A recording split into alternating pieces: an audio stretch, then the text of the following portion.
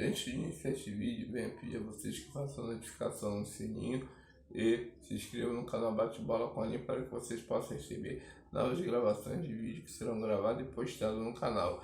E o tema deste vídeo é a corrupção que existe na CBF, ou seja, a Confederação Brasileira de Futebol, que é de longa data. O primeiro caso que chamou muita atenção e repercutiu muito na época foi o caso Ives Mendes, que envolveria o não rebaixamento de Fluminense e Bragantino, consequentemente Bahia e Criciúma também se aproveitaria do caso para que não fosse rebaixado. O que chamaria também um pouco a atenção é que os presidentes de Corinthians e Atlético Paranaense, ou seja, Alberto Alibe e Mário César Petralha, também estariam envolvidos de uma certa forma, pois eles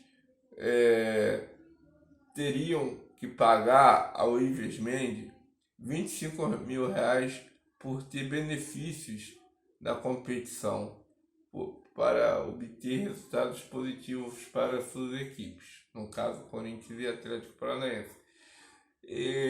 No caso Fluminense e Bragantino, ficou bem chamativo por causa que essas duas equipes, quando souberam do caso que o Ives Mendes teriam escolhido árbitros para apitar partidas já com o resultado já feito, né, eles entrariam com a ação na justiça, né, para que o rebaixamento dessas duas equipes não fosse considerado e sim anuladas. De fato, isso aconteceria, pois no dia 7 de maio de 1997, o Jornal Nacional exibiria uma reportagem falando justamente sobre esse caso.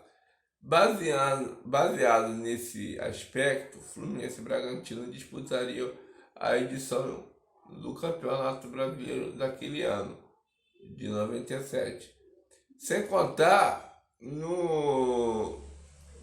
numa situação meio constrangedora. O presidente do Fluminense na época estourou champanhe, né, para que comemorasse a permanência do clube na elite do futebol brasileiro.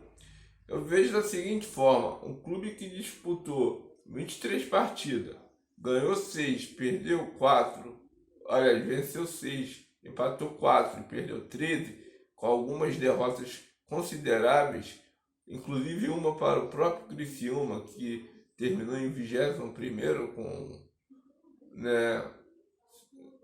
acho que foi com 23 a 24 pontos, né? Ele perderia para o Criciúma por 4-1, perderia outras partidas para Palmeiras e Fluminense, perderia também para o Flamengo por 3-1. Quer dizer, você estourar champanhe pela permanência na elite, sabendo da situação da fraude que existia, né? Independentemente se houve a fraude do caso Ives Mendes, o Fluminense terminou em último lugar, né? Aliás, penúltimo, porque o Bragantino foi o último. Então é uma situação meio constrangedora. E o segundo caso aconteceria 9 anos depois, o caso Máfia do Apito, no qual se envolveria 10 partidas realizadas com resultados alterados devido a casas de aposta, também já com resultados programados para que acontecesse em jogos realizados no Brasileiro, já por pontos corridos. Então, partidas essas que foram remarcadas, né, e foram realizadas. Na teoria, né, o que aconteceria? Os resultados seriam idôneos, ou seja, seriam novos resultados com partida que não teria nenhuma influência na competição.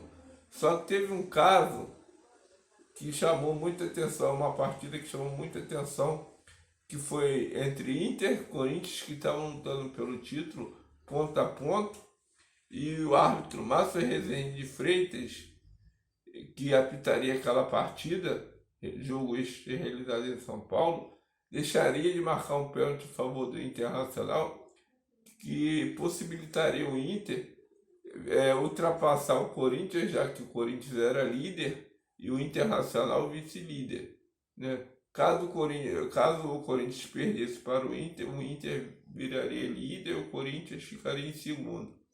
Ele deixaria de marcar um pênalti a favor do Internacional e o Corinthians ainda venceria a partida por 1-0, né?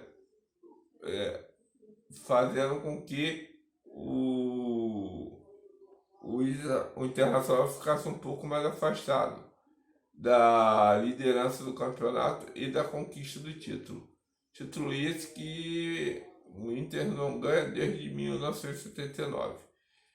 Então, esse é só mais um caso que aconteceria, porque em 2013, 8 anos após o caso Máfia do Apito, aconteceria o caso Everton, né? Que envolveria o jogador da Portuguesa, Flamengo e Fluminense, mais uma vez o Fluminense estando envolvido em polêmica. O Flamengo, por ter escalado o jogador André Santos sem condições de jogo, pois teria levado o terceiro cartão amarelo, então não poderia jogar, mas o Flamengo escalou. A Portuguesa, não sabendo da situação do caso Everton, pois no julgamento do STJD ele levaria 2 jogos de suspensão, mas a diretoria do clube e o presidente pensou que fosse somente um e não foi avisada pela o STJD, que, né, deixou passar, né, em branco a situação. O que aconteceria?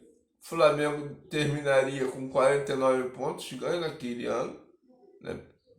Mas perderia 5 por ter escalado o jogador irregular, no caso do André Santos, terminaria com 44 pontos no total, né?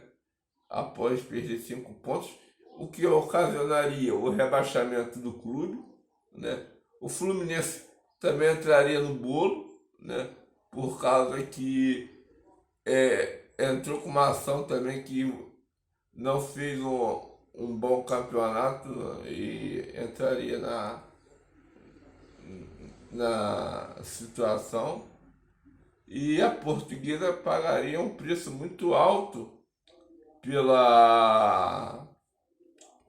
pelo acontecido, né? Então, seria o terceiro caso de corrupção no futebol brasileiro envolvendo a CBF.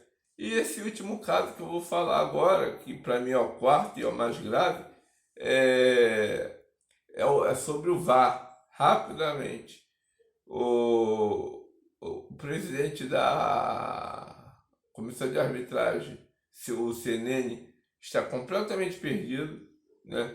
O VAR está tendo muita interferência em muitos resultados de partidas que pode acabar com que o Campeonato Brasileiro fique um pouco manchado do que, no meu ponto de vista, já está, né?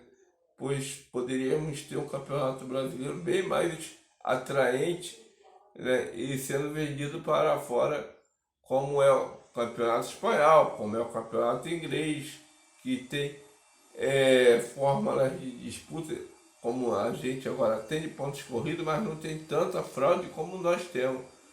É muita fraude, muita corrupção para um país que ganhou 5 Copas em 20, mas poderia ter ganho 10, né? É uma pena que isso aconteça hoje em dia, né? Mas infelizmente isso ainda acontece. Quem gostou, dá um like, comente, curte. Muito obrigado pela atenção. Fique com Deus.